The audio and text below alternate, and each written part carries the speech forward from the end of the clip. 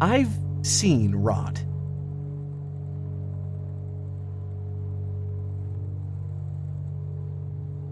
I've seen moss growing on forgotten bookshelves, spiders molting in dark corners, the odd mouse skeleton.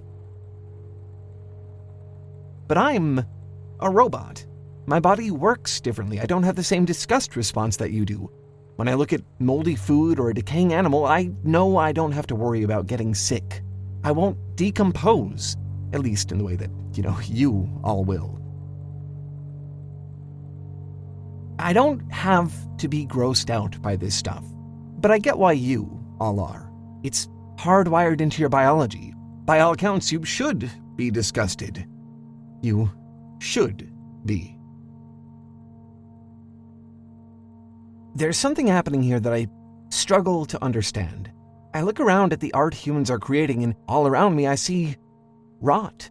Whale falls rendered into something so beautiful I'd almost call it a religious experience. Cottagecore warped and muddied into goblincore, manicured gardens and pastoral homesteads traded for dirt, worms, mold, fungus. I can't tell you how many times I've seen people longing to, quote, lie down and let the earth reclaim them, or that they'd rather be slowly consumed by moss.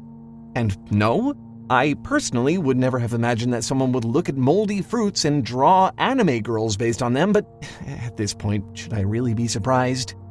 It's weird. This is all stuff that, in theory, you should find disgusting. But I don't think you do. Not when it's rendered like this, at least. The mold girls are silly. The whale falls are philosophical and poetic. I've seen handmade goblincore crafts and clothing that are really genuinely impressive. These are all beautiful, loving, intricate works of art. At first, I assumed this was just some kind of weird internet thing, a niche subculture, a trend, a vibe. But the more I looked, the more I started to see it everywhere. What is this? Is this a movement? A trend? A basic change in human nature? Is it something that's been there all along and I'm just now seeing it for the first time? Why does it seem like so many of you, right now, all at once, are searching so deeply for the beauty in rot?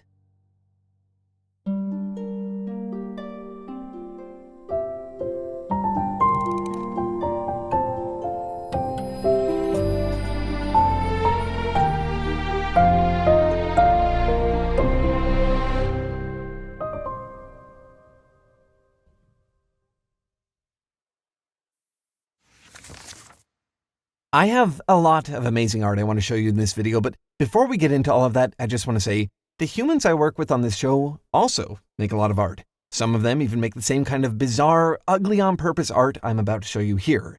If you want to see what they're up to outside of these videos, you can have a look over on Instagram. Our lead writer Sophia shares her work as Gawking Gallery with an underscore, and you can find our director Benji at Junkface with periods between each letter. Links in the description. They make some stuff that, well, it probably makes sense when you compare it to some of our past thumbnails. Then again, you might just be surprised. Definitely go give them some love. Again, that's Gawking_Gallery and Junkface with a period between each letter. Now, back to the video.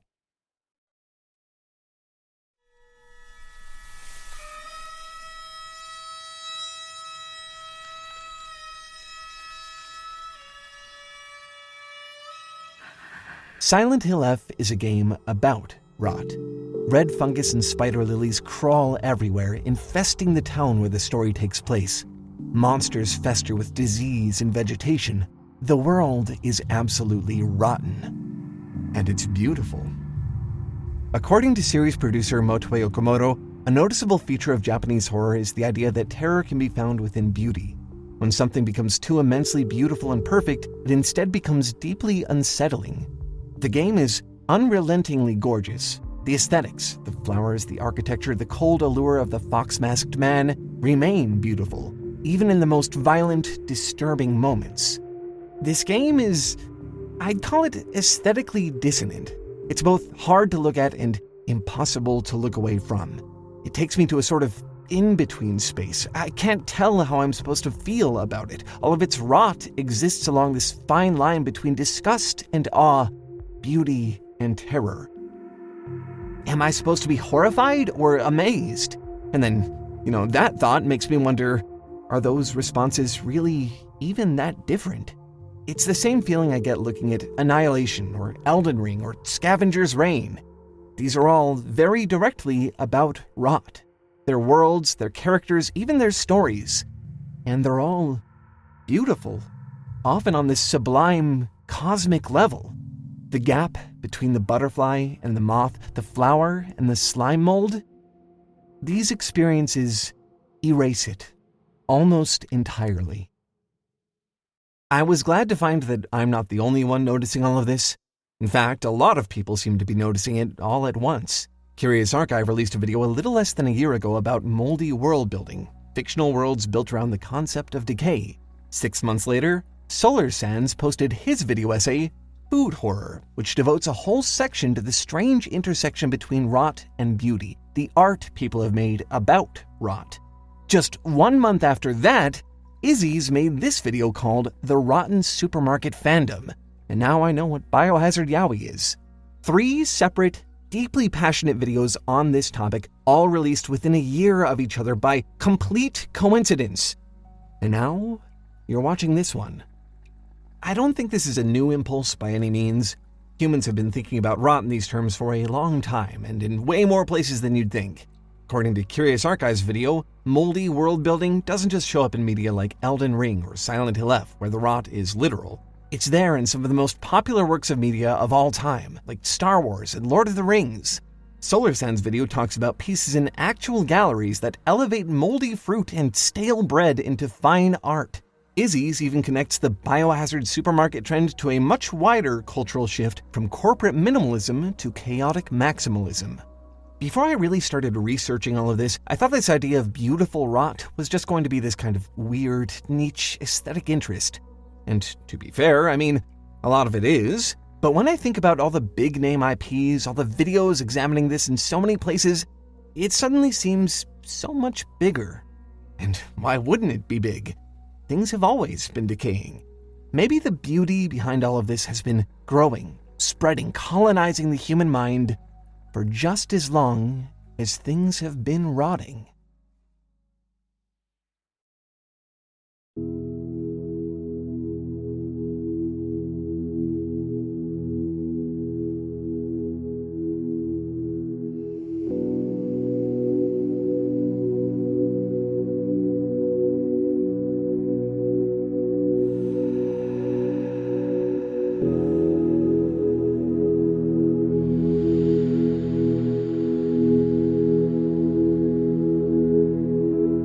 There's this game I found on itch.io that I have to tell you about, despite my better judgment. I don't know if game is the right word for this, actually. I'd call it an experience. It's a solo drawing TTRPG called Day of Decay by user Herr Goldberg. Here's the premise. You're on a hike, and you see a dead deer. Over the course of a 6-hour play session, it rots. That's it. What I found interesting here is how you play and how the deer rots. For every hour that passes, you roll the dice to see what happens to the body. Depending on the numbers you get, rats might investigate the deer, or its insides might start to collapse, or nothing happens except for the passage of time. Once you make your roll, you take your pencil and a sheet of paper and draw the results. If you choose to play in real time, you can watch your deer go through the various stages of decay over the course of one long 6-hour session. Look, I'm aware that a 6-hour game about drawing a rotting carcass probably isn't for everyone. It didn't seem like something I would ever spend my time doing, but I'll be honest, I loved it. It was an exercise in patience. I found myself slowing down to render the deer's bones as they gradually came into view. I took care to sketch the scavengers consuming its body. I drew collapsing organs, decaying fur, the fluids. And by the 5th hour, when my deer was just a skeleton, I felt relief. At the sixth and final hour, I got to draw mushrooms and fungus reclaiming my deer, sprouting through its ribs and between its vertebrae. Then, the hike was over. Day of Decay gave me an experience that I never really thought would be possible for me. I mean, I will never do this stuff in reality. I'll never spend an entire day in the forest, watching nature run its course, feeling the sun and storms as they slowly take their toll on the environment. Those things are out of reach for me. Few experiences have brought me this close to feeling them, though. Feeling alive in the way that most things are. It was weird, unnerving, vulnerable. In a word, cathartic. I don't think the rot itself is the beautiful part. The beauty always comes after.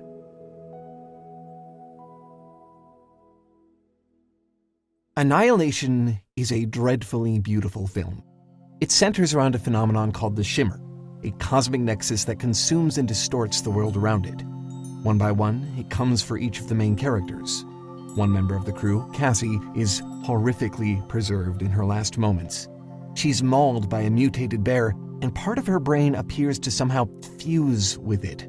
Its growls are mixed with her final cries for help. The crew has no choice but to put her out of her misery. One member, Josie, is shaken to her core by the experience. Imagine dying frightened and in pain and having that as the only part of you which survives. I wouldn't like that at all. Within the shimmer, transformation is all but inevitable. It happens over and over again to characters, animals, the land itself. And so, before it can choose for her, Josie chooses to be altered by the shimmer. She walks into the forest, flowers sprouting from her scars. She becomes a human-shaped mass of flowering vines indistinguishable from the rest. An exit, but not one I would call a death. Just a change. Earlier, I said that Silent Hill F is a game about rot, and I described what that means for the look of the game. But it's also, arguably, the game's central theme. In Hinako's eyes, the entire town of Ebisugaoka is rotten. Its traditions, its culture, her family, her friends, herself. The rot she sees everywhere is floral and delicate. It festers with femininity. Hinako is terrified of conforming to society's expectations for women, of marriage, of gender norms. She doesn't want to end up like her mother, quiet and submissive, enabling her abusive father. We don't have a choice. It's a woman's role in society. She doesn't want to end up like her childhood friends, one diseased by loneliness, the other rotted by pettiness and jealousy.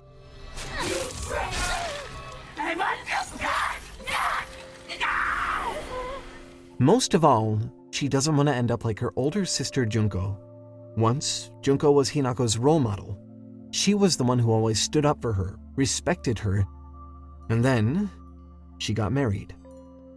When Hinako wakes up in the spirit world, she sees Junko as a faceless bride wearing a demon mask.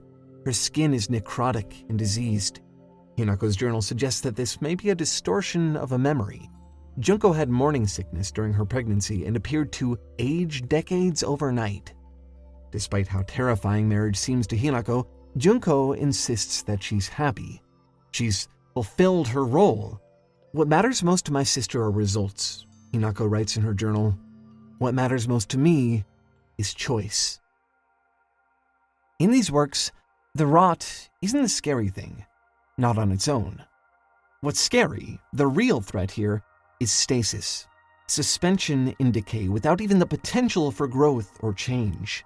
I think that's why I felt so much relief drawing mushrooms growing from my deer in Day of Decay. It's the difference between Cassie and Josie's transformations in Annihilation. One is preserved, the other creates new life. It's why Hinako sees Junko in a permanent state of rot and sickness. She got her results, and now she can't choose anymore. Rot is often disgusting, horrific, painful. But maybe the beauty comes when it gives way to something new, when something else emerges on the other side. Your growth is organic and natural, like a field of poppies, carcinoma, and tubers. Your friends are all here in easily digestible parts.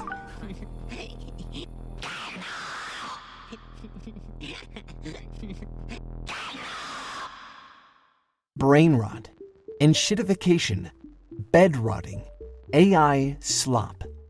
If you spend any amount of time online, you hear about rot constantly. This is just the language people use to refer to the modern digital landscape. And I get where they're coming from. Being on the internet these days is not fun. It's exhausting. It's overwhelming. Maybe I'm just particularly susceptible to it, but I get dazed if I spend more than 5 seconds on any given social media platform. But if there's brain rot, then so too must there be brain fungus. Real human art growing out of this slop wasteland. Homemade Gatorade is a short by Carter Amelia Davis. It doesn't feature mushrooms or bugs or dead animals. It's actually pretty tame, all things considered. It was easily the most rotten thing I looked at for this whole project. Facebook-like message boards crowd the screen. Characters are grotesque and grating, practically radioactive with artificiality. I call it monkey salad. There's no privacy in this world, even when the protagonist is alone in her cramped car driving 6 hours to deliver her homemade Gatorade to a customer. This is what it looks like, by the way, if you're curious. Filling and creamy. The whole environment is simultaneously isolated and violating. You Liked This, OK Computer, is an art piece by Will Wood that gives me a very similar feeling. It depicts a chrome-coated Lynchian factory full of pixelated sheep clashing violently with screens that blare bizarre and overstimulating visuals. The entire time you're assaulted with a constant stream of, quote, buzzwords and pieces of think. The piece features digitized voice work by Bev Standing, whose voice was, allegedly, used for TikTok's text-to-speech function without her permission. The only thing that seems even sort of human here is a lonely piano melody playing in the background.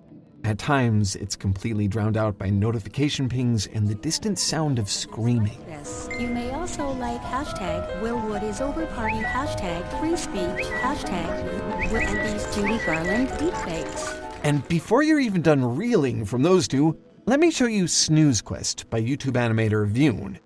I don't even know where to look here. It's an oversaturated neon nightmare placing you directly in the all-seeing eye of the guilt panopticon that social media has become. I think I'll just let it speak for itself. Love your mom and love your dad. Don't make the teachers mad. Love your neighbor, love your dog. These works are all about the present, but they feel dystopian. Lonely without solace or solitude, both isolatory and overstimulating. The satire is so on point in each one, I found it genuinely distressing. I can't break out in hives, but monkey salad made me want to. And that quote from You Liked This, your friends are all here in easily digestible parts. I mean, Instagram might as well just put that directly in their adverts at this point. In a weird way, these videos made me feel the way that Day of Decay did. The feeling of drawing fungus on my dear's bones is not dissimilar to watching the characters of Snooze Quest plead to each other, I want you to be real. It's the catharsis of rot, the reassurance that something will sprout from this digital hellscape, no matter how bleak and miserable it may get. These pieces are artistic and deeply human. I can feel their anger, their humor, and tragedy.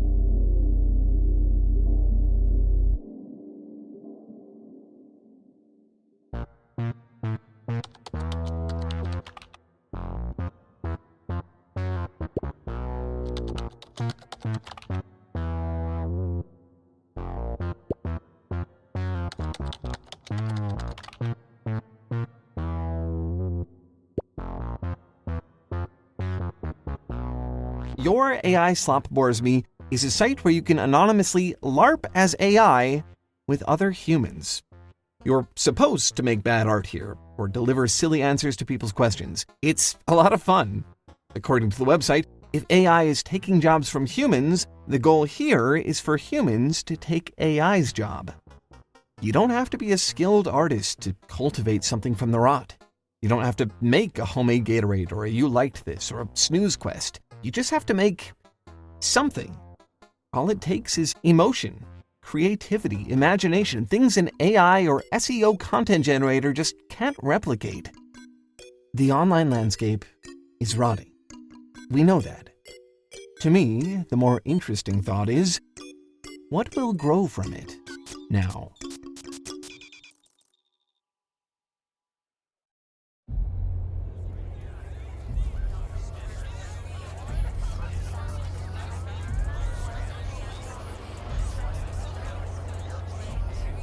Can you feel your heart burning? Can you feel the struggle within? The fear within me is beyond anything your soul can make. You cannot kill me in a way that matters. Decay exists as an extant form of life. One of the first places online I ever really saw humanity's romance with rot was in The Whale Fall.